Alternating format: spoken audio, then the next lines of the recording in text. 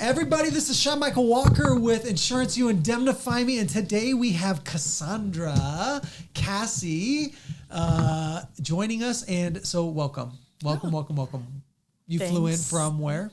I flew in from Olympia, Washington is where I dwell. Olympia, Washington, from where you dwell. And how do you like it? I love it. You're from Florida, so, and then by way of Colorado, you got to Olympia, Washington. So, like, you couldn't have any two greater extremes than, like, Florida beauty and Washington rain. So, have you enjoyed that? Have you struggled with that? Yeah, I mean, I've come Do you from have a happy lamp?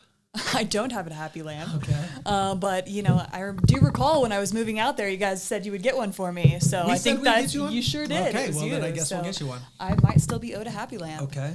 But do you yeah. need a happy lamp up there? Like, is that a thing? Sometimes, yes, it is absolutely a thing there. I've lived in a lot of places. I'm originally from Southern California. Oh, okay. I lived in Florida for about 10 years, and I lived in Colorado for another 4. Yeah. And 3 of probably the sunniest places that That's you right. can That's right. you can live in the United States. So it was a big change when I moved to Washington. The first winter there, seasonal depression became a reality. Really? Definitely, yes. Wow. You go from being in the sunshine to consistently every day cloudy, drizzly. Yeah. It's definitely a different kind of rain. It doesn't just come in and roll in and clear up by the afternoon. It just stays around. It sticks around and hangs around for about 7 months. So it was a big adjustment. That's crazy. That's absolutely But crazy. it is green, it's lush, it's beautiful, it's calming, it's moody. Yeah. You have the best of both worlds of the ocean, the sound, and the mountains. So, I mean, Yeah. it's a unique place in the world, and I've come to really love it. Yeah, my mom was raised in Tacoma on a lake, and like her house literally went right down to the lake, and they would water ski all day long every day, and you could see Mount Rainier off in the distance, and it was like, you know, I've only seen it a few times in my life, but it's just absolutely amazing to see. So, but I couldn't imagine 7 months of just rain. That's insane to me. Yeah. The summertime makes up for it too, though. When the whole rest of the United States feels like it's hot and muggy and humid, Yeah. you have some of the most beautiful weather I've ever experienced there in the summertime. You know, I lived in Salt Lake City for a little while I went to school at the University of Utah, and they get something called the inversion, where, you know, the city basically sits in a big bowl, and a weather system rolls into the bowl, and it gets stuck, so it can't get out, and so the sun goes away for big chunks of time as well. And I remember moving to Salt Lake City thinking it would be the same thing as Denver, Colorado, and it wasn't at all. I mean, I got there and the sun would disappear for weeks at a time. And I was like, what? I've never lived in an environment where the sun just disappears. So seasonal depression for sure. Mm-hmm. Yeah. All right. Absolutely. So beside the point. So who is Cassie? Tell us who Cassie is. The Cassie story. Sure, the Cassie story. Well, I've told you guys I've lived in a lot of places, and you know, I think the Cassie story also coincides with, you know, what brings me here today. But you know, I went to the University of Florida and I studied anthropology and education there. Okay. I am completely fascinated by people and With humans. the hopes of doing what? I wanted to do policy development and curriculum development for public schools and public education. Okay. Got it. That was my niche. That was my goal. That was something I was so interested in, the ways that people communicate, what the things that we do culturally, how that translates to how we transmit knowledge, even in societies or in the classroom or what turns out to be in businesses too. So, you know, super interested in that. I was looking for an escape from the beach. I wanted to go live a life in the mountains. So after I graduated, I went to Colorado, here in Denver, Colorado, and was looking for a job. It was a bit of a struggle, losing the connections that you make in college by attempting to go move out. Totally agree. Is really tough. You lose all of that. So you're starting from scratch. You know, I moved here with what I could fit in my car, living on a friend's couch and trying to just make my way. Going to climb 14ers and you know, doing the things that I love and trying to get by. And I ended up stumbling across a job on, I think it was Indeed, and stepped into the offices downtown. I think it was the second building that you guys had. So I wasn't OG as Evans, but the Broadway location. So I was like, I need some money. Let's take this job doing licensing, and got licensed shortly after there. There was financial incentive to get licensed. So did that and started up in personal lines training after gaining some traction and learning the industry. And I came to love it. it was this natural fit that I didn't quite expect to. Yeah. I was still considering maybe pursuing a graduate degree. Yeah. I had applied for graduate school in Arizona where my family lives. I got in, decided not to go, decided that, you know what, I really could take this opportunity, insurance, and turn what I love of training and education and people development. I can turn it into something that's opportunity there. Even working in school systems, you're still not going to quite make a whole lot of money in that space. Right. And I was looking for some financial security and looking for opportunity. And once that training position fell into place, I decided to take it and keep rolling with it. Yeah. And so now you've kind of helped us evolve our training into kind of this whole new category, which is the learning management system, of course. Or, you know, we just went through a 2-day seminar of adult learning and how adult learning takes place and how we can better train adults, right? So you're touching on things that I want to get into and get into very, very quickly. So how have you grown in the insurance industry? I mean, you started out as a person who knew nothing about insurance, came to Premier Group Insurance as a licensing person, transitioned into training, and now that training has transitioned into something dramatically more, and you've become this incredibly invaluable resource to Premier Group Insurance and Premier Group Insurance agents, and your knowledge within the insurance industry is just like absolutely flowered and bloomed and turned into this amazing, awesome thing. How did you do all that? When did that all come to fruition? How did that all come to pass? Yeah, so once I graduated, I was still much in the mind frame of studying and learning in the way that you do in a traditional school environment. Right. So flashcards and study material, Right. and sitting down and reading and highlighting and summarizing. And I was a good student. Yeah. You know, I got A's. I was on the dean's list. It was easy for me, and I enjoyed doing it. I consider myself to be a quick learner. Yeah. So I did that really well. After getting licensed too, it took a couple of years of that mentality of I just have to learn this. I have to learn this, and I have to know this, and I have to have the experiences like working with agents who were much older than me, who had a lot more years on their belt than I did, and diving into those situations to get to a place where I felt really comfortable. Yeah. You know, there's so many situations in our organization in particular. I mean, we work with 600 agents plus now, and each one has a unique situation, a unique scenario. Right. So being in the frontline center on the phone every day with agents who are trying to figure out these wacky insurance problems, or didn't add a coverage, or needs help walking through a particular coverage, or doesn't know where to place this extremely difficult risk. It was being in those situations and having to figure them out on the fly on top of the base knowledge that you're learning a little bit more traditionally. That helped a lot. Did that blow your mind? Were you like, I don't learn this way, this is not good for me? Or were you kind of like, this, I should probably get outside of my box. I'm not going to learn the same way I learned it in college. This is going to have to force me to do it differently. Or were you happy about that? Absolutely. Or were you unhappy about that? Like, what was your thought process? You know, we've worked together for a long time, Sean. You know, I'm a prepper. Get my thoughts in order. I need to take time. Really I get a little bit nervous about not feeling completely 100% confident going into something, and having a pocketed response for every question in the world. Which is impossible in insurance. It is. And so, I was a little bit of a nervous wreck when I was starting training. And the more you do it, the easier it becomes. So it's just kind of, I also consider myself to be a pretty good communicator too. So I think that skill helped a lot in figuring out a way to tactfully say, I don't really know the answer to that question, or I don't know the answer to that question. Give me some time. Let me consult my resources that I have available to me and get back with you. I think learning that phrase helped calm me down quite a bit from being like, I have no idea. Don't put this pressure on me. I got to go figure this out. And then you go ask all the people that are there to help you. You know, you ask your mentors, the people around you, and you figure it out. I mean, the personal lines training department wouldn't work without the camaraderie and exchanging of information and right. knowledge that we have, because we run into not only one trainer runs into all these different situations. You take 5 of them, and now you have this pool of information. Yeah, and you can even take the trainer with the most years of experience in the industry and still say, do you know everything? And they're like, are you kidding me? It's impossible to know everything. So, right. And it's like in insurance, you learn something new every single day. Once you think you have it, something comes along and blows your mind. Yeah. You're like, well, just kidding. Now I don't know that. I had no idea. Yeah. It's the hardest part and the funnest part about insurance. Is the ever-learning curve, right? Yeah.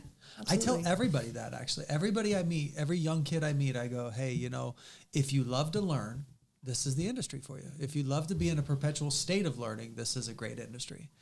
And I also tell people, I'm like, you don't ever want to go get a job where it takes them 3 days to teach you what you're doing, and then you've got it figured out, and then you don't ever have to figure anything out again.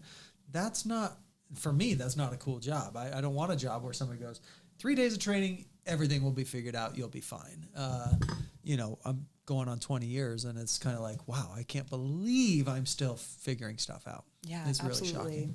All right, so who are Cassie's most significant trainers? Excuse me, not trainers, but mentors. Like, who are the women in your career where you said, yes, and when did this happen in your career? Because I think you went to Washington and had like this moment in time where you were like, I'm going and I'm going to go find resources and I'm going to have people just take me and lead me to the light. I think maybe I'm wrong, but you can help me get squared off on this. Yeah, well, there's a couple different things kind of at play in this storyline. So once I got feeling pretty comfortable and confident in my knowledge base and been in enough scenarios where I had the expertise gained under my belt, there at some point there did become this pivotal moment that was, hey, it needs to push beyond just what you're learning. You can learn all of these things and absorb all of this knowledge, but at what point, how are you going to create something new and evolve that into applicable, in this case, business practices? Sure. So finding solutions to problems. In school, you're taught how to learn about problems and how to absorb knowledge and find things. And then when you're thrown into the business world, it becomes, things might not be going perfectly correctly. We don't have this perfect development program for you and your needs. And you need to solve the issues that we have going on in our business to evolve in your career path.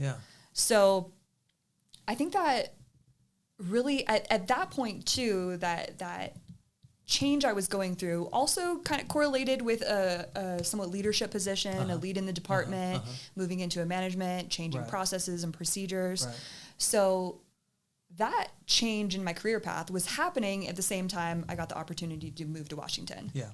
Which, again, just a highlight of the industry. It's great to have that flexibility. I was able, my now fiance got a job out in Seattle. His favorite movie, Sing Street, by the way. One of his favorite movies. Well, we do have 3 dogs who are named Marty, Doc, and Flux. So Back to the Future might hold a special place in our family's heart. That's a good movie. But Sing Street is amazing. Back to the Future 4, by the way. I on YouTube I see like trailers for it, but I think they're fake trailers. They're probably fake. Okay, because I think it's never not outside of the realm of possibilities with how many remakes there are. Making a Back to the Future 4, but I'm not sure. He's also still riding off the high of the new Ghostbusters movie too. I haven't seen it yet. It's great. Was it good? It's good. Was it funny or was it scary? I wouldn't call it scary. I get scared easily, so was it funny or was it scary? It was funny. There were parts of it. So there's a little boy on it who hosts a podcast about, spiritual world and ghosts and things like that. His nickname is Podcast. So it's funny. It's cute. Okay, I'll go home and watch it. So, sorry, we digress. But you're going through your transition up to Seattle. You've gotten into management, and so what's transitioning? Right. So at the same time, there was this career change and thinking about ways to solve problems or become a leader in my own right, while also working remotely. Right. This was pre-COVID even. This was 2019, right before COVID happened.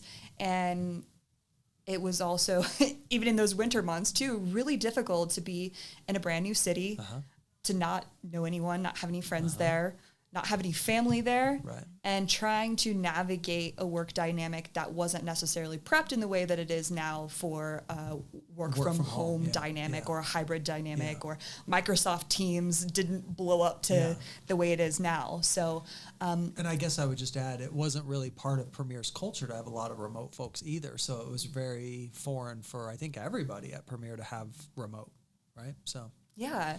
So it was a big challenge to overcome, and I was feeling lonely. I was feeling like I was struggling, not knowing what direction to go, or even just somebody to bounce ideas off of in a professional way, also in a personal way. But professionally speaking, I felt a little bit stuck. Like I knew what I wanted. I just didn't know quite how to get there.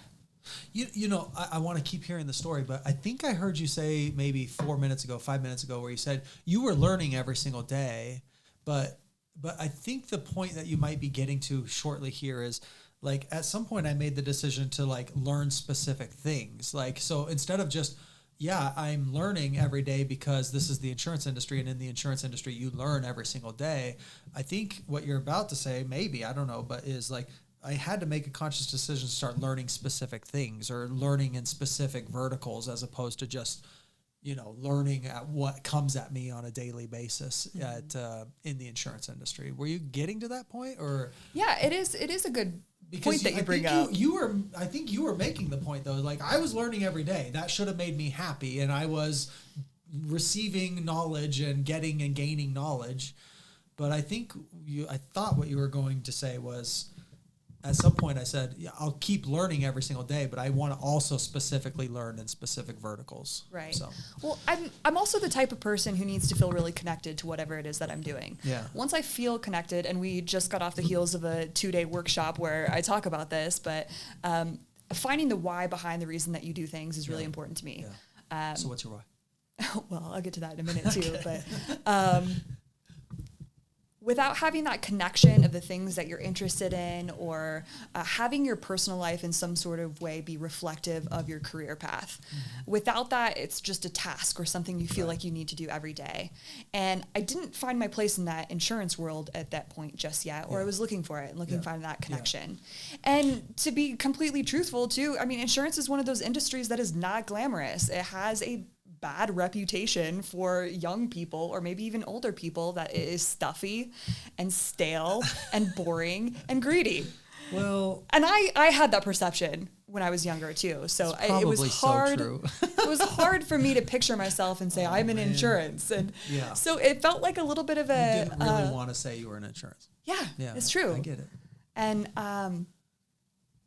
so I was figuring out that way to connect the things that I liked, like I'd mentioned about this, adult learning and transferring of knowledge and building systems and technology. I was trying to move my career path closer and closer and closer to that, because that's what I was interested in. Yeah. And finding my motivation in that and sharing that with people. Yeah. It felt like an existential crisis going into Washington and trying to figure out and navigate all of this, and finding my place not only in the larger world, but in the insurance world too. Yeah.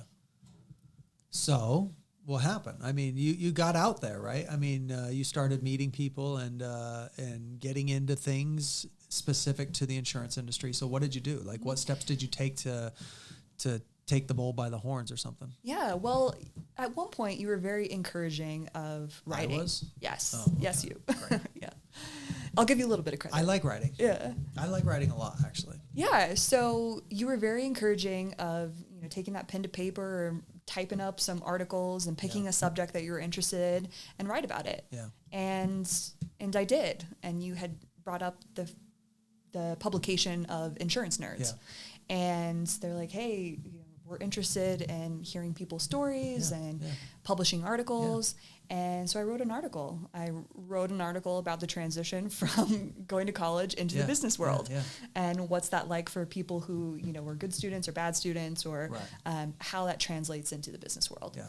And after I wrote that article and, felt pretty proud of myself for getting published, I got more and more into Insurance Nerds and discovering people who were on that platform, Found out that they had a Slack channel and, started following all these people on LinkedIn and, getting more familiar. I was trying to find people that were doing the things that I wanted to do. Right.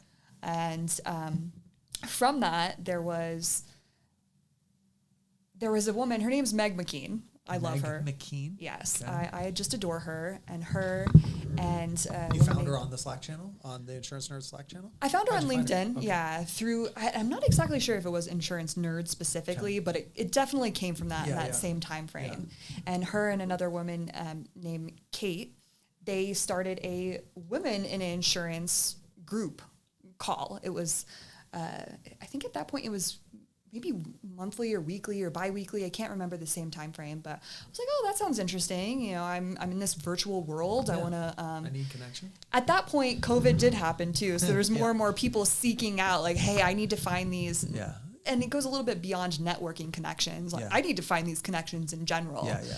And I got on a call, and there was all these different women who were in completely different facets of the insurance world than I had been in. There's some were in claims, some were in adjusting, some were starting their own businesses as sales coaches, or there were people doing all kinds of stuff. Yeah. And that was so good for me. I met a lot of really interesting women doing a lot of different things, and I loved it. It became this... What was the format of that call? One person would talk per call, or everybody couldn't have possibly talked, right? Well, the format was great. On mute, or what was it? The format was great because there was none. There was no format. It was just a bunch of people on and saying, hey, whatever topic comes up, like, let's just talk about it. Okay, interesting. We'll do the popcorn style, introduce yourself, like, here's me, here's where I'm at in the world, this is what I do. Sometimes people can pose a question. Hey, this is a thing, this is an issue that I'm having, this is something that I need to work through. Do you guys have any advice or suggestions or resources? It's also a Slack channel, so deeper within Insurance Nerds, there's women in insurance and... Yeah, I'm just kidding. So it became like you could not only on these calls, but you could chat with them in the Slack group. Yeah, very cool. And it became a really, really great resource to have. And it became almost like a security blanket, these weekly calls where I could vent about something that was happening in a way where I didn't have to explain what a type of coverage was, or I didn't have to have this layer of explaining my industry to somebody else. In a way that was really great, because you could also be very candid. You didn't have people who you were in your same organization, so you could vent and blow up a little and be a lot more personal, and get to some of these real nitty-gritty problems, or maybe problems that aren't appropriate or to talk about at work. And naturally, as women in insurance, you can get into subjects that are really heavy and things that you experience as a woman in the industry that you can't or doesn't feel appropriate in the space of a work environment. So I don't even know if I can ask this question. Is there an example of that? Or would you be like, no, screw you, I just told you it's not appropriate to talk about? What would be an example of that? Well, I think that this is this is an excellent opportunity to point out the study how horrible you are, Sean. Yes, exactly. You are a terrible person. Why am I on this podcast? How did we get here? No, it's a really great time to point out a study that was recently done by Liberty Mutual.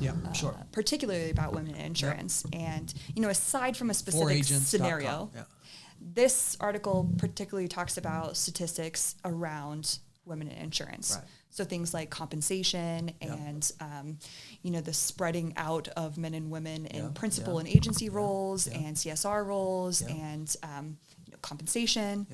And that is truly telling. If, aside from individual stories, which there are many of them, I think this article is really great because it talks about the larger problem at hand. Yeah. Do you think the problem at hand, so you're referring to the article that was written on foragents.com. Is that what it's called? I always forget. I don't remember the website too. Oh, sorry. I'm sorry, Safeco. But Tyler Asher did publish it on his LinkedIn profile. I think that's where I originally found it. Agentsofthefuture.com. Sorry, there you go. Sorry, that's what it's called. Agentsofthefuture.com. That's what it is. Yeah, it's a great article, but that's what you're referring to, right? Is the article that Tyler Asher put out there on LinkedIn and then said, hey, everybody, if you want to go read the full findings of the report, it's on 4agents.com. No, excuse me, agentsofthefuture.com. We'll get there. Yeah, incredible. So the question is it points out a bunch of different problems. Do you think the inconsistencies or the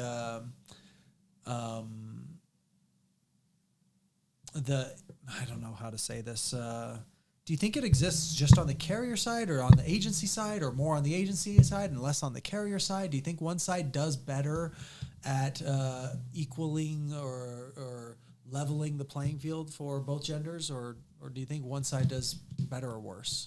The article in particular talks about independent agencies. Yeah. And so finding the issues there. On the carrier side, you would hope they do it better. I don't know. I haven't seen the data around it too, but you would hope it is a little bit different. They're not individual people. Yeah.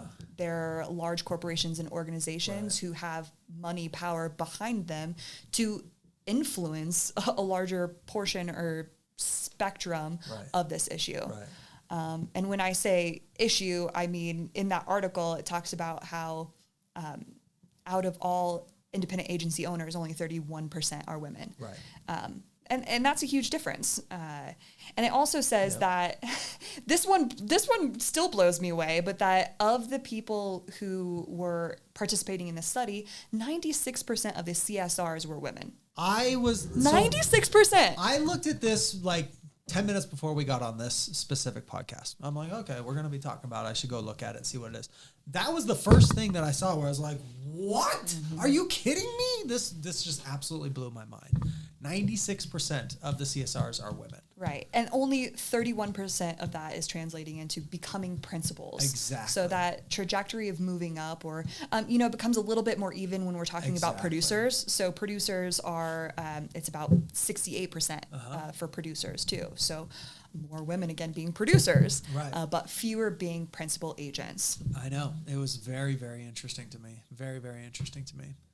I want to go back to mentors. Any other mentors? Any other groups? Any other places that you went? So either mentors or places that you've gone to increase your knowledge where you were like, I want to go intentionally get more knowledge from this or from that. Yeah, well, somebody who in my insurance career that has helped me in this way of learning just the agency side of things of what coverages are, where to place certain carriers, how to quote in carrier systems. Right. And some of you guys on the podcast might recognize her, but she's a trainer here. She is Trini the trainer. I adore her. She's hilarious and has taught me so much information of what it's like to be an agent. Yeah. The scary thing about having not been an agent myself and having this platform to help agents be agency owners and successful ones at that too. Yeah. She really pushed me and helped me understand that perspective more. I understand it more with her help and her guidance and her wealth of knowledge. So that's been very helpful. Yeah. I could just see you two like in a room together, like, you guys are two different personalities, I think. So it'd be very interesting to see, like, have her help you understand her perspective and have you help her understand her perspective and like have you both come closer towards the middle or whatever. That'd be fun to watch that happen and occur. It's funny because we were just talking about this yesterday evening too. And I'm a type A kind of person, documentation and thorough process and track and record and analyze. And she's not that way. She is very much about telling stories and getting people excited or using humor or, learning on the fly or answering your phone right away and working through something really quickly and just picking up on things and connecting with people. Yep. So when we're trying to talk about, getting something done, it's fun to have that dynamic. Yeah, for her, she's like, let's just get it done. We'll have it done in the next 20 minutes. It's fine. Let's go play. I know, exactly. Like, we can't go play yet, and we can't get it done in 20 minutes perfectly. She's like, we'll get 80% of the way done. It'll be fine. Let's go. We got to go play. sometimes I need that. I'll get too hung up in the specifics about everything instead of turning it into action. So it's a good compliment. Okay, so Trenny, she's been good for you from a learning perspective. Who else? Yeah, and again, too, I had mentioned her before, but when I found out I was going to be on this podcast, or you'd asked me on, my first call was to Meg. Meg McKean. Meg from the Women's Insurance Group. Okay. Yeah, she runs her own sales consulting agency. Well, she was an agency, now it's consulting services for sales, particularly for women in insurance and women's sales. She has a very interesting life, and she decided to sell her house and move away and have this digital nomad lifestyle where she travels around Airbnbs and works from her laptop. And it's amazing. And she's so candid and authentic in who she is and how she presents herself into the world. It's really inspiring. So she has her own podcast too. So Bound and Determined is her podcast. It's not insurance specific. Obviously. It is insurance. It's women in insurance specific. I get it. Yeah. You're not the only one who has insurance puns for podcast names. I've got another great pun for another podcast, but I'm not going to share it with anybody. Okay. Tell me offline. No, I'm not going to even tell you that. Okay. But yeah, so it's been fun, interacting with her, and from a motivational standpoint and real practical ways to help somebody through your career, and especially connecting your personal life to insurance and how that works for you in your career trajectory. She's been great. It's been amazing. Every single one of those women on that call, we have kind of a core group that we've had that stayed on. It's been over a year that we've been doing this every Wednesday or every other Wednesday. There's so many people on there too. I have another. I consider them to be friends now, but some. Even I consider mentors beyond just like, hey, I'm going to go ask you this very specific insurance related question. But, I have another friend on there, Estelle, who will send me funny dog memes to help because she knows I've got like a big project coming up or need some help on it. And so that's been really fun. What women are you watching from afar? What women are you got your eye on, but they don't know that you got your eye on them? Well, and you're going to let the cat out of the bag right here. You're going to be like, okay, I'll tell you who I'm watching from afar, and they have no idea. Well, one I'm not watching from too afar, I still consider her to be a friend of mine, but remiss if I did not mention her, would be Alyssa Stamp. Okay. She is the CEO and founder of Insure Equality. Insure Equality. Yeah, okay. It's a great new organization. It's a nonprofit organization that is geared towards equality in the workplace. Okay. It's a technology-based platform to hold companies accountable to these measures and these proactive behaviors to take to help things like the 67 cents to the dollar that a woman earns versus a man in our industry.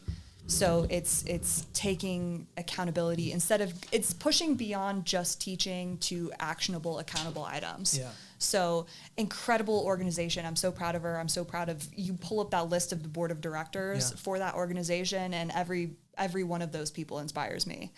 Yeah. So I think it is amazing what she's doing, and I not too far. Still get to talk to her about it. Not too far. So have you been in contact with her? I mean, you know who she is. You've had chats with her. Mm-hmm. She knows that you are a fan, and I don't know if a fan's the right word, but she knows that you like what she's doing. Yeah, absolutely. Because if we get into the topic of what companies or organizations or individuals can do to move forward, especially with some of the inequities and inequalities happening, that is an organization to watch and to be part of. And super impressed.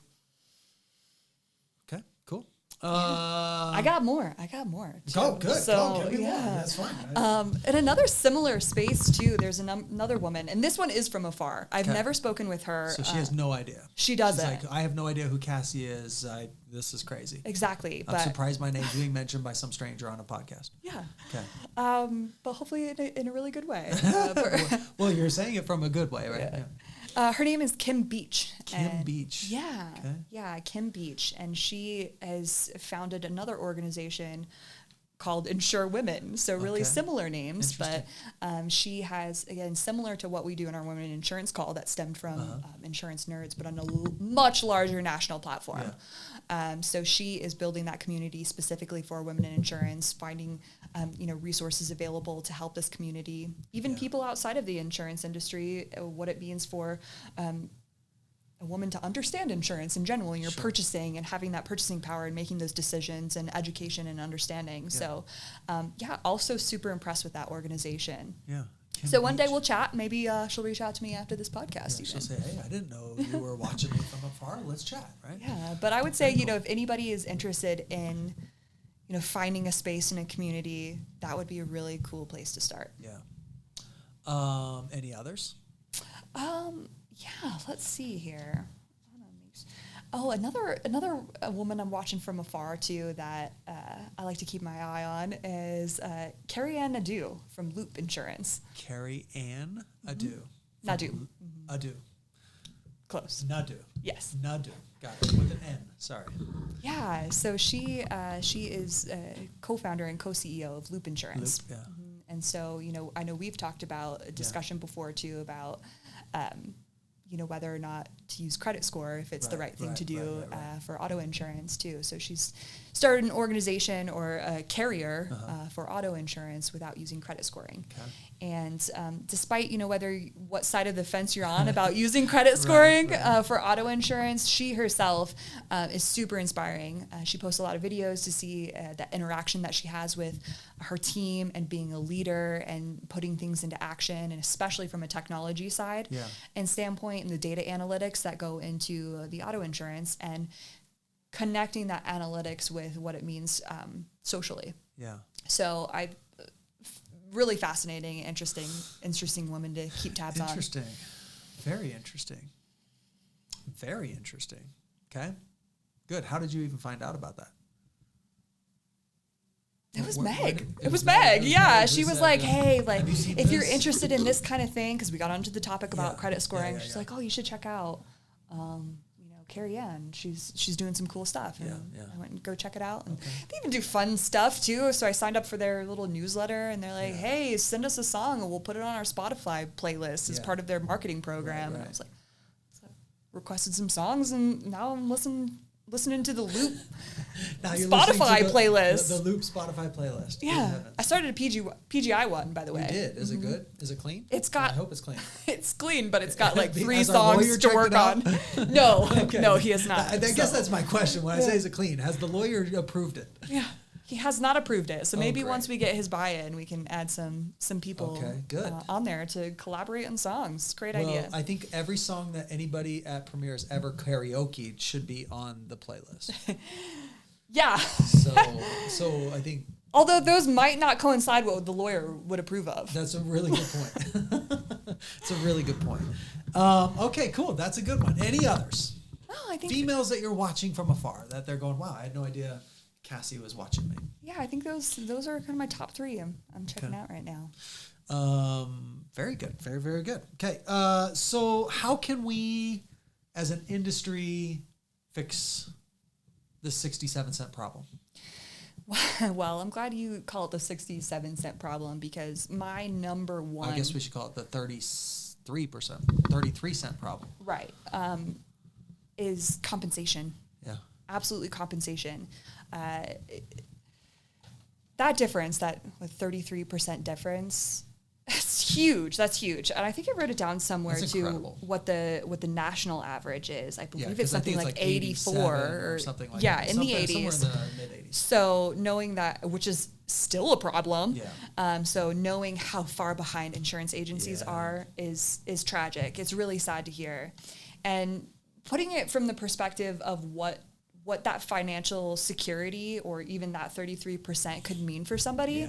Yep. In particular, women too. I would be remiss to say, like, what if that 33% meant having the financial security to leave an abusive relationship? Sure. What if that 33% meant something more like education? Yeah, you could put your child in daycare so you can attend a seminar or get a specific license or... there's all of these stories, these things that could happen from that. And it could mean hiring a lawyer to fight an abuser. It could mean so many different things, but without that, it's not an even playing field. And even if it got to that point, it's still not an even playing field. Yeah. But if you are an agency owner or principal, or you are a company that has the power to conduct some research and do a pay equity analysis, that is the number one thing, in my opinion, you can do to help this issue. Yeah. Because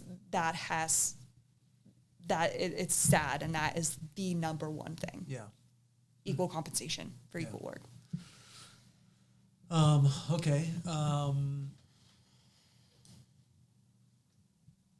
I love too, another thing, I mean, Liberty Mutual, I'm so impressed that this study came out. It, right? Yeah, it's really absolutely. Cool. So again, if you are, especially on the company carrier side of things, if you have that purchasing power to make these decisions, to be so thoughtful and diligent about shedding this in light and spending the time and resources on collecting this data, how cool is that? It is very powerful. They also have, I'm not sure if it's a Liberty Mutual or Safeco side, or they both coincide and offer it, but it's the Empower Women program that they have specifically for their employees, to have a upward mobility trajectory for women specifically. Because clearly you can see that if only 31% are agency owners, that trajectory is skewed, it's off. So figuring out ways and paths to that, and being held accountable to those standards is another clear.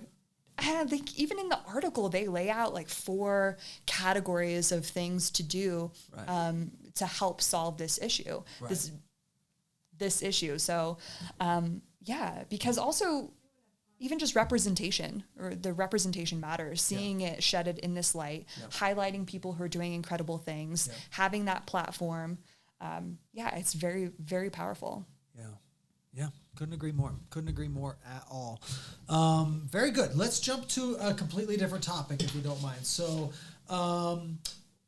funniest insurance story ever. Let's go that route. Okay, so story. Unless you're just too uncomfortable to say it, then you're like, okay, well then let's just not do it. All right. Okay. So, one of the things that we've talked about in this 2-day long workshop, is the why behind you do things. Yes.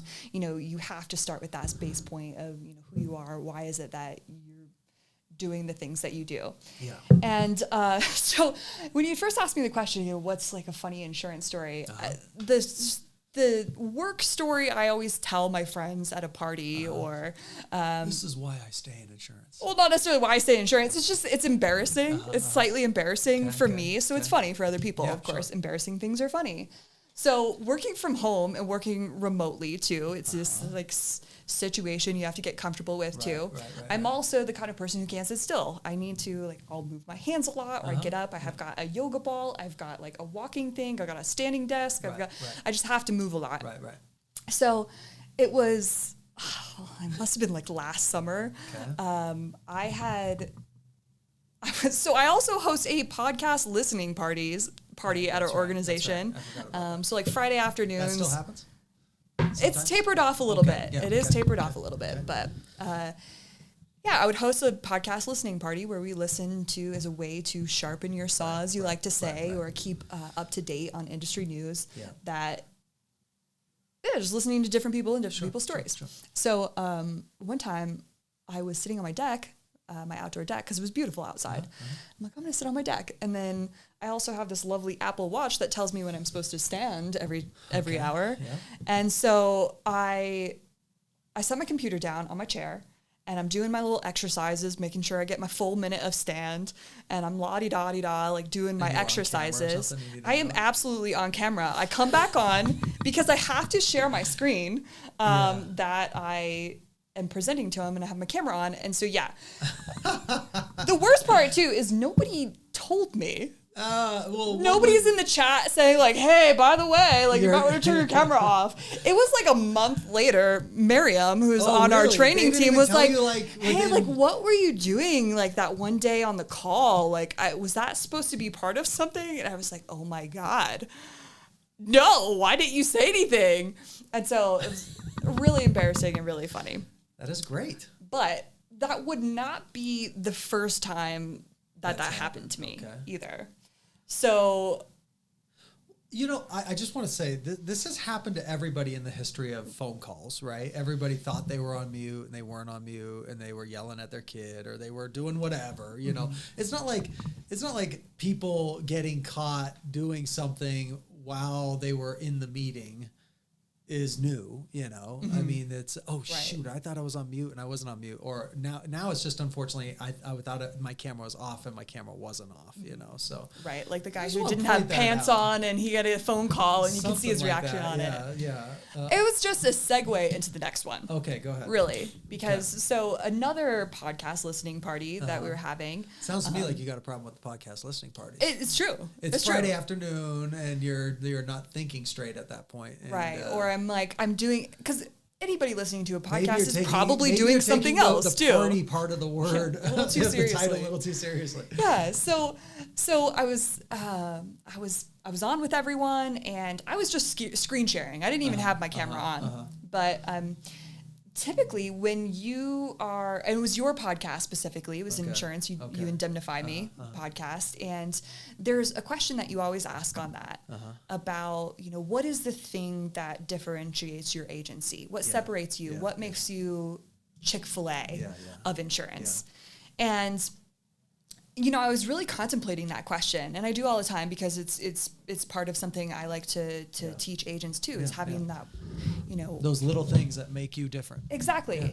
And I also started thinking too, well, Chick-fil-A doesn't have the best reputation either. So despite all of these little things that they do, like the great ice and the great chicken sandwiches and the great customer service, they have a bad reputation, and bad reputation specifically with the LGBTQ community. Right. And I was curious about it because you had brought it up a couple of times too. And I'm like, I don't understand much about. It is a good point. Yeah. I don't understand much about that company or why there is this animosity between them and that group or something. I just wasn't really educated about that. And so I'm like, you know what? I'm gonna look up why that is. I'm going to do my little Google search and figure this out. And I probably used some candid, colorful language in my Google search on what I looked up. While you were screen sharing. While I was screen sharing. With the group. While you were talking about Chick-fil-A and what makes Chick-fil-A so great and what makes insurance agencies so great, I spent about half an hour on a Wikipedia page about, there is a specific Wikipedia page too about the relationship with Chick-fil-A and the LGBTQ I'm sure there community. I bet you there is. I spent about half the podcast reading it all. Yeah. And I had no idea. No idea that I was screen sharing. Completely forgot. And then I realized it and I got embarrassed. I got really embarrassed. Not necessarily because... Yeah, because there's no bad content on a Wikipedia page explaining the relationship between the two communities. Exactly, but... At least I can't imagine that would be. Yeah, so I was more embarrassed of the way that I phrased it. Yeah, I see. Yeah, so... I see. So we continued on with that. I realized my mistake, and I put in the chat like, oh, you guys, sorry about that. This is just my curious brain, curious Cassie, trying to think more appropriately or figure out the history behind why this is. And I started getting responses in the chat from people who were not on the podcast, who were not in the listening party. And so I was like, oh my God, how did that happen? And I realized the whole chat was for people who were just invited too. So I was like, okay, not only did I make this mistake in front of these people, I also told the rest of the company what I did. Yeah. But, it does... I can't help but to think that it does bring up a good point too. So despite all of these little things that you can do as an agency owner, or as an agent, or as a company or as an organization that are so... great and this great experience. You can also, if it doesn't align with your values and your why, that is a huge driving decision for consumers. And I would argue as the generations get younger too, it's so important for them to get behind the values of organizations as a buying decision. Yeah.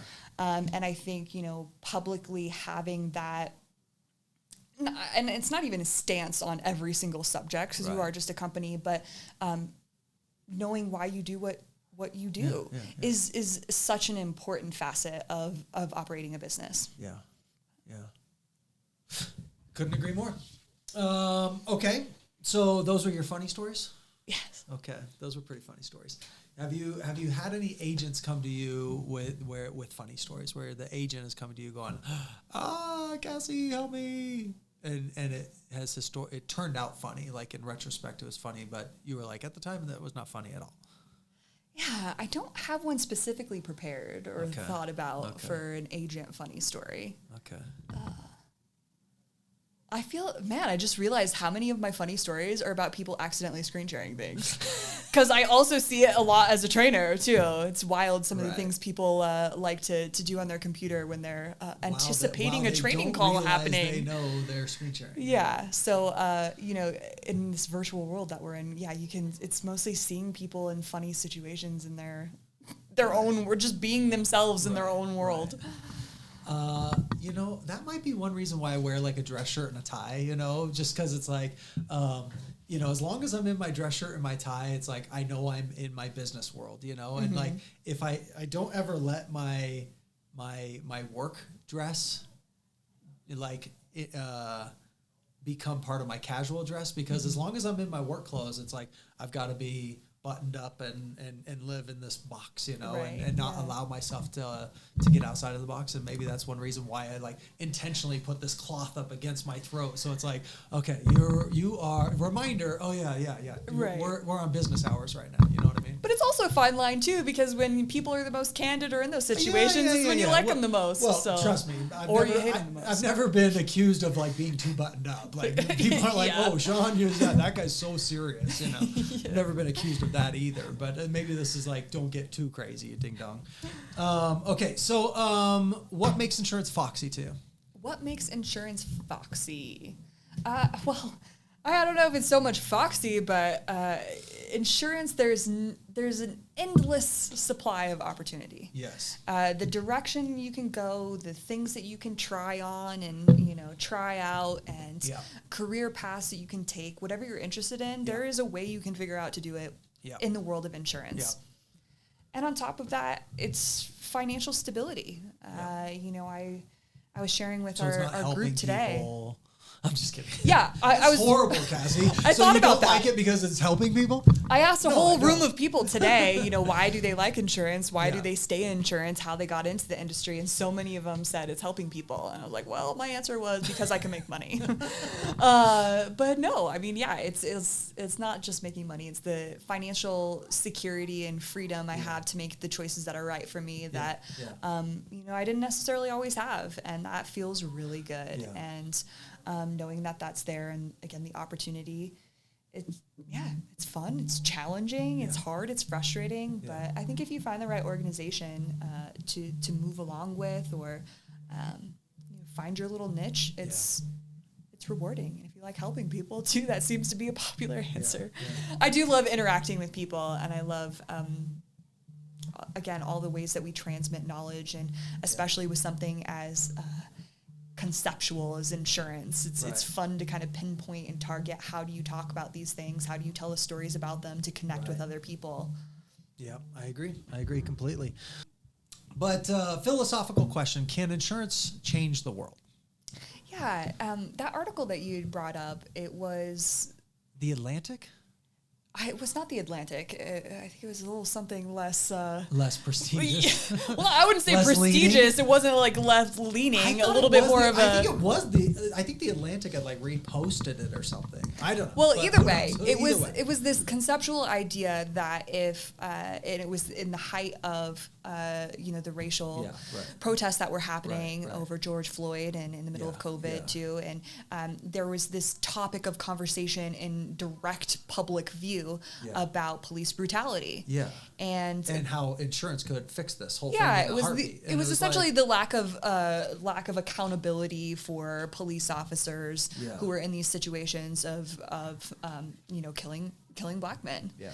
And the article suggested that if public institutions or public policy is not strong enough, correcting the issue, or strong enough, or doing that private sector or private businesses like insurance could create certain guidelines around whether or not a police department could qualify or get insurance based on maybe a rating factor of situations that police officers have been in the past. Or depending on what their training is to resolve conflict resolution or whatever. Correct, exactly. So it was really insightful to me, somebody who wanted to work for public education, or I thought of myself being maybe in the public sector a lot, that private businesses could make those changes and could influence public policy in a way that was so tied to social happenings.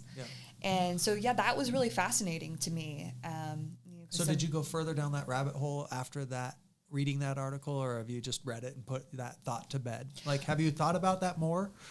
I have. I mean, we started this part of this conversation as, can insurance change the world? Like, have you given any more thought to that? Because that article, I still wake up in the middle of the night thinking about that article going, what? Come on. It's not the private sector's job to yada, yada, yada. But it definitely, we're now 4 or 5 years since we read that article. And it definitely seems like the private sector is playing a much larger role in societal change. So yeah, and I think it does. I mean, I think that answers your question of, though, can it change the world? Is yes, absolutely, and it does all the time. And aligning the choices that you make as an organization, private or public, has to take in consideration and really has to understand the reason why that they're doing the things that they're doing. As a company, we're going to do this because we feel strongly about that. Absolutely, because then you end up with situations like the 33% pay gap. If you're not intentional about it and you don't think about it from the standpoint of a larger, how these things are being received largely. Anyway, so these companies do influence the public in a greater way than I think that they perceive. So will insurance companies always be behind? You have the early adopters and the late adopters, and you have the bell curve. Since insurance companies are, historically speaking, incredibly conservative companies, are we always going to be behind on the bell curve on this thing? Well, insurance does have a history of being behind the curve. Do. But I mean, so things are changing. Younger generations. If we want to talk about, there's also this problem in insurance about attracting younger talent. Totally, and 100%. I think now it's even going beyond millennials, attracting millennials. Like, if you're not already thinking about how to attract the next generation. If you're not thinking about how to attract Gen Z, then you are so far behind the curve.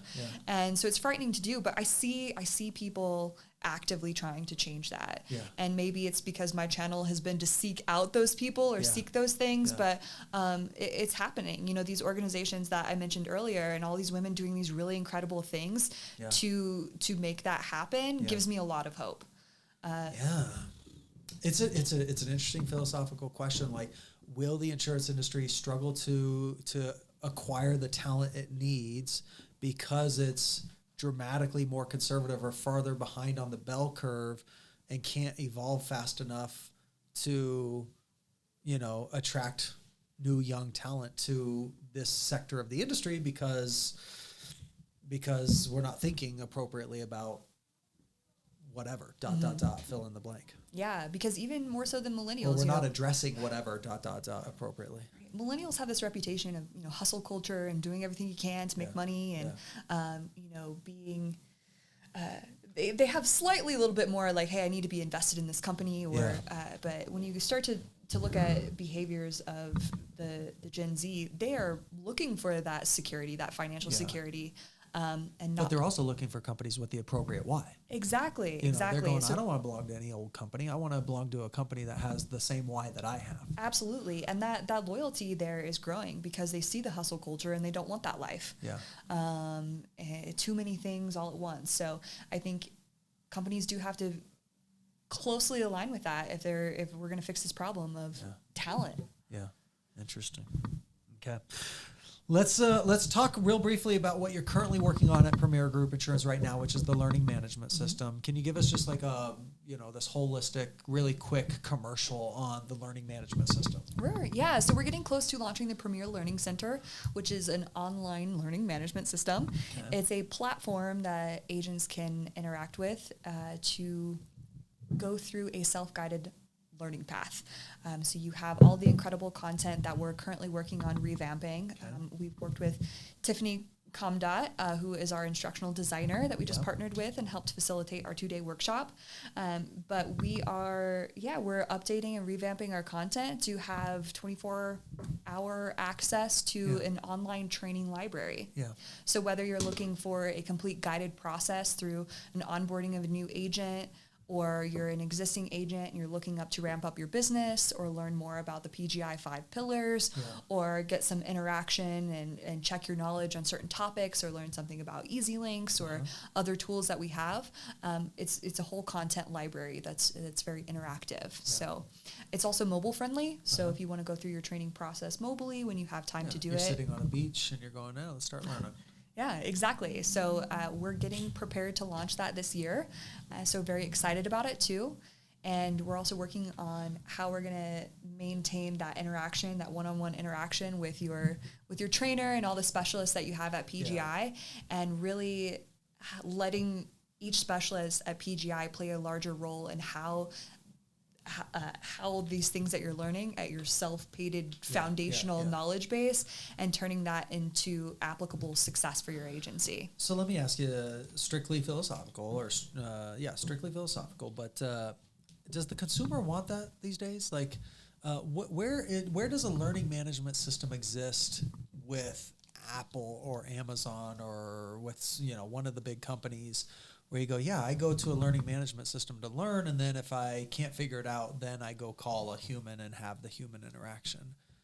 Yeah, absolutely. I mean, part of it, talking about adult learning theory too, is people want to have autonomy over their learning process. They want their learning to unfold on their own terms. Right. And people have extremely busy lives. So if they, at 11 o'clock at night can't sleep or and want to check out a training module, they can, or answer a particular question that they're having because they can't call their trainer at 11 o'clock at night and get an immediate answer. Unless it's Trini. Feel free to call Trini at 11 o'clock at night. Her cell phone number is... No, yeah, you might not like the response you get when she answers the phone. But just kidding. Don't do that. She probably will still help you. Yeah. But so I think that having that access to it on your own terms and going through it in a way that is beneficial for you is absolutely what consumers want. Yeah. If I can go Google my answer real quick instead of calling somebody and waiting on the phone for however long that you have to. Absolutely. Okay. I kind of think of like Google as being a learning management system. Like I just, instead of going and asking, somebody here at work what coverage definition is, I can just go Google it and then, I got the answer right there at my fingertips versus going and asking somebody for that. Yeah, I do always think that learning will always be a hybrid model though. That taking away that interaction with a person, human, a coach, a mentor, a trainer, a facilitator, it can never stand on its own. Yeah. In order to engage and evoke this connection and understanding and checking for that knowledge, it will always require another human interaction.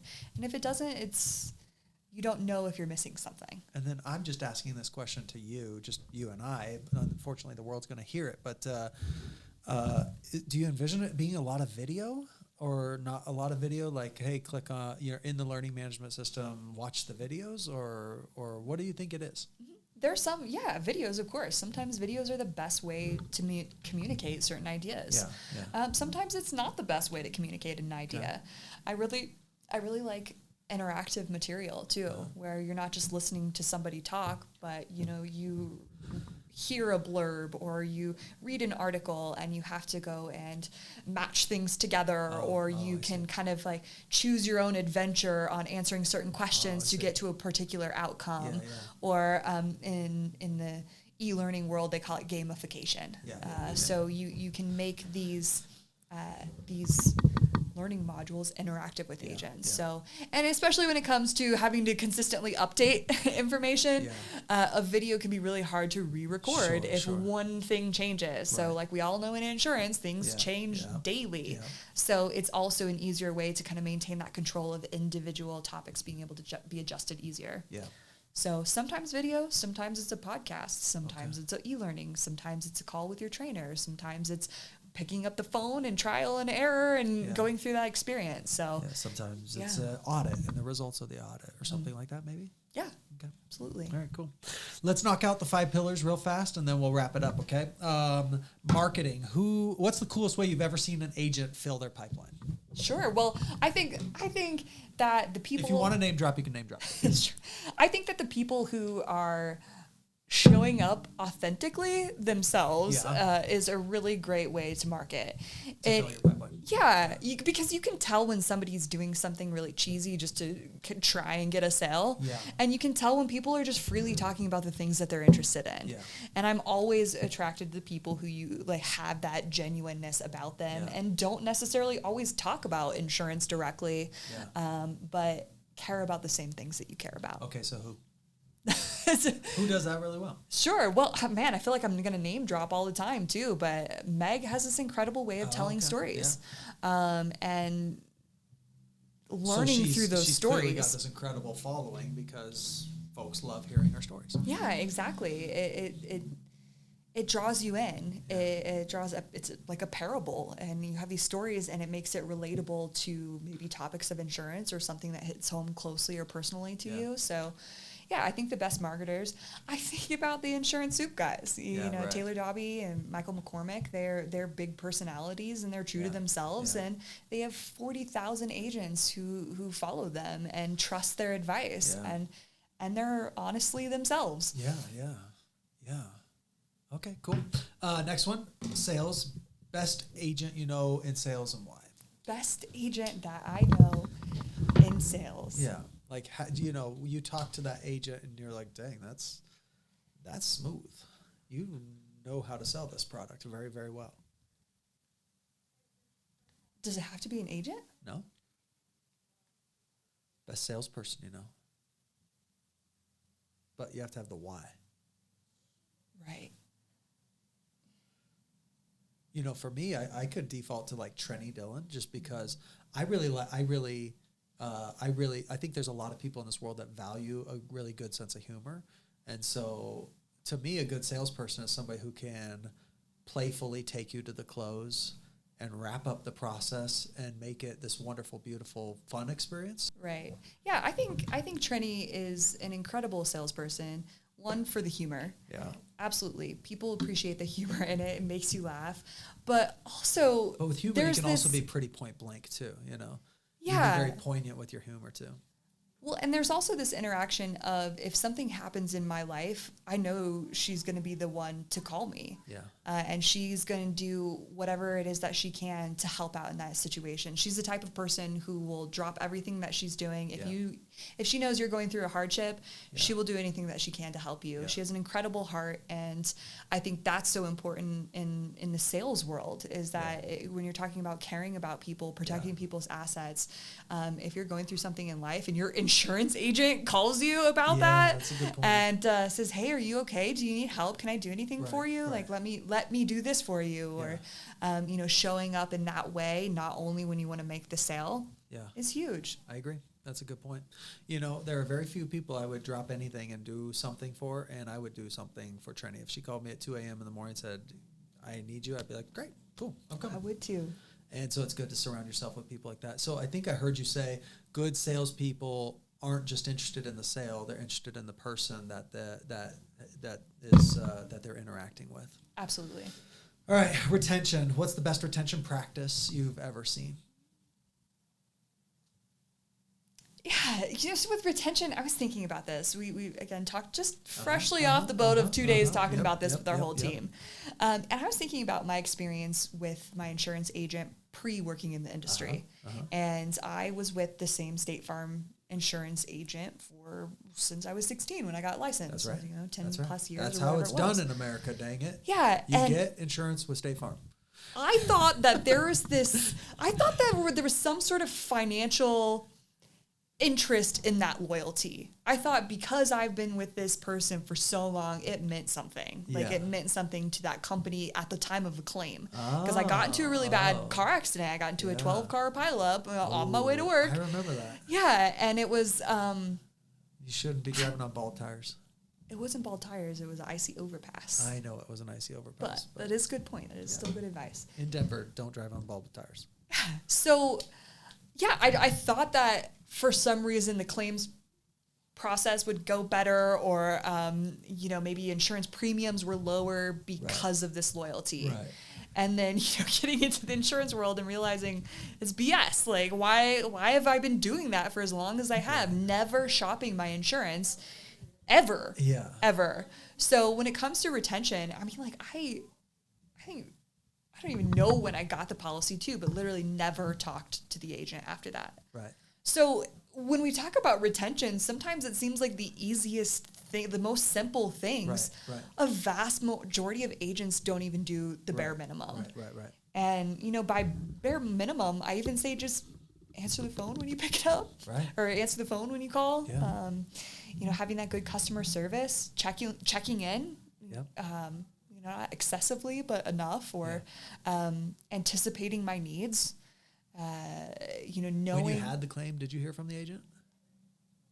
Well, I called them. You didn't. No, I know you called State Farm to get your car taken care of, but did you ever hear from the agent?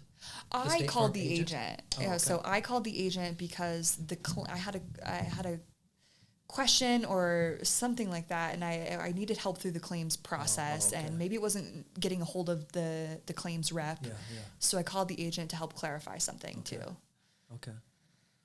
But with retention, it's again, I think it's just that connection that you have with somebody, and if something happens in your life that whether it's your assets that need protecting and the changes that happen in your life, but knowing that they care, or that they're thinking about you, or that they're taking proactive steps to change your policies as your life evolves and as your life changes. I mean, that's what a good agent does. Yep, I agree.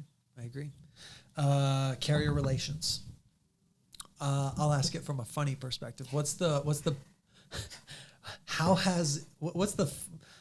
want to say funniest. What's the most despicable way you've seen an insurance agent light a bridge on fire, a relationship bridge on fire with their carrier?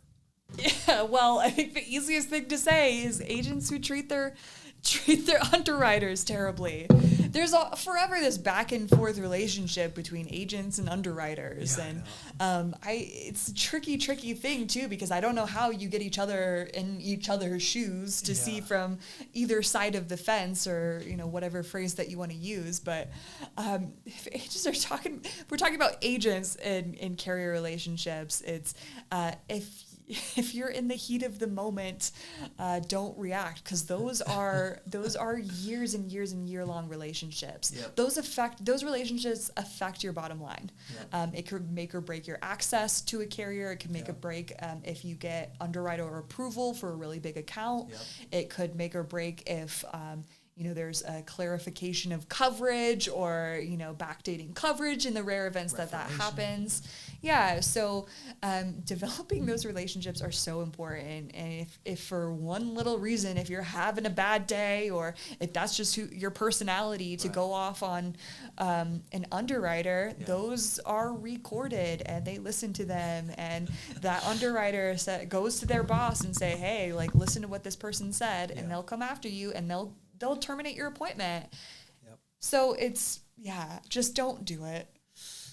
Take a few minutes, write an email, think about your thoughts, take one for the team. Throw if you have to. Away. Yeah. Write it again. Exactly. Come back tomorrow morning. Call your trainer, say, hey, can you read this email? I'm about to send it. Am I going to lose my am I going to lose my top carrier? Yeah. So it's just not worth it. And we've seen it happen. It blows my mind when it blows my mind. I always think about the phrase pace is a tactic. The pace at which you get things done is a tactic sometimes. And so sometimes communicating your frustration can happen at a different pace versus like a 3-letter or a 3-word letter, a 3-word email, so. Yeah, and that's a good way to put it too, because we're all in insurance. We're doing it for the long run, it's. All right, last one, agency operations. I'm just going to say the words agency operations. You fill in the blank. Yeah. What do you have to say about agency operations? Well, with agency operations too, I think we were talking too about specifically what carriers might not understand about agency operations too. And I think one important thing about that too is really ease of use. Yeah. You know, we're getting into this world where all this technology is coming at us left and right. There's 20 different platforms to accomplish one thing. Right. And you know, I think with the carriers, how important it is that the agents, you know, have to go through 10 different carrier websites to get one quote. And if your website is clunky, you can't get through it, you have so many questions that, you know, you want to throw your computer out the window before it, or you can't get through a password screen or whatever it may be, it's going to be lost on the agent. You're going to, even if you have competitive rates, agents will choose not to do business with you if you don't have that ease of use. So when it comes to an operational standpoint, because time is money. I mean, ask Paul Doherty to calculate it for you if you'd like, but your time is valuable. And when you're in your carrier operations, you have to set yourself up for success and for things to run smoothly. And it takes time to get there, and it takes the preparation and the upfront work to get you know, automation set up and for systems to move smoothly. And agents have a lot of that control over that and how they use those tools and systems. What they don't have control over is the carriers and how they use technology. Right. So I think that the important but they dynamic. do have control over. I'm just not going to use the carriers that don't use technology well, right? Which is what you started out by saying. Yeah, absolutely. So I think that's a really important piece to operations on, you know, both sides of the fence for agents and for carriers. Yeah. Operations is a tricky one to me, but I think you hit it on the head. Somebody called it in our workshop, say, operations is the octopus pillar.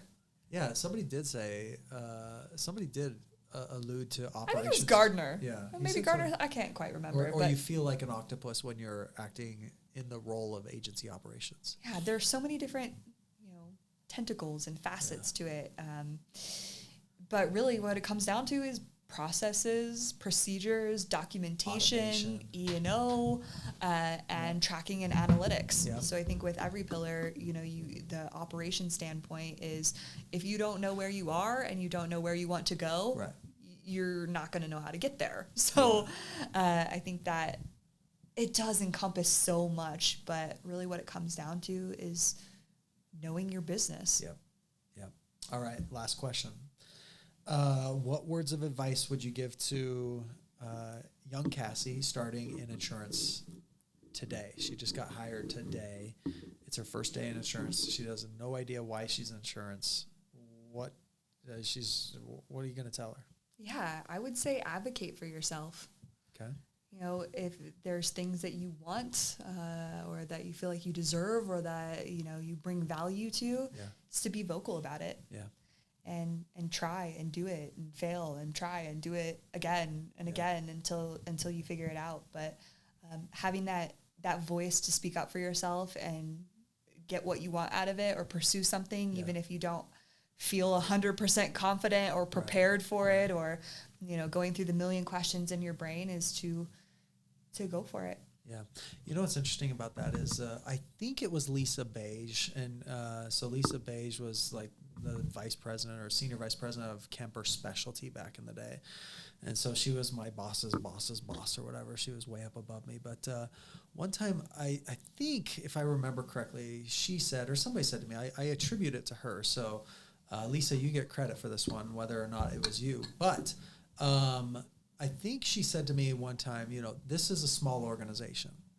And, you know, Kemper Specialty was probably, I don't know, 1,000 employees at the time. And I thought, well, that's not a small organization, but it's a small organization, generally speaking, right? I have no idea how many employees it was, by the way, so don't quote me on that.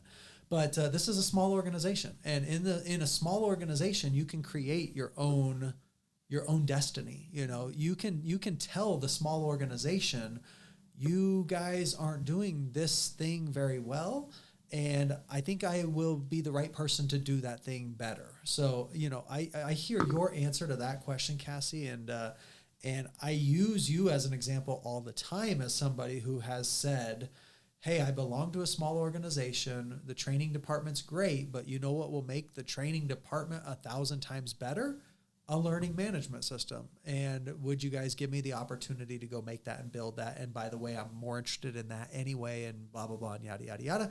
And you creating that position for yourself, you know, and I look at that and go, you know, here's a perfect example of somebody in a small organization saying, we don't have that. We should have that. I'm going to sell you guys on that idea.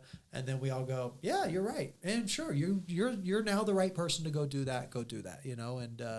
And so I look at your answer as being kind of self-fulfilling prophecy of who Cassie has become in the insurance industry and at Premier Group Insurance, because you advocated for yourself and pointed out a weakness and said, and by the way, I think not only did I point it out, but I think I'd be great at filling that weakness. And here we are today. So yeah, well, thanks, Sean. I appreciate that. And yeah, PGI is a great place to take what you want to do and run with it. So the opportunity is there, and it's been a great company to navigate that world with and try things out and go for it. Yeah. Anything else you want to say on the podcast? Is there anything else that you're like, now that it's my turn, I want to say this? You know, I think that we've had a really great conversation today too. So no. I appreciate your time. All right.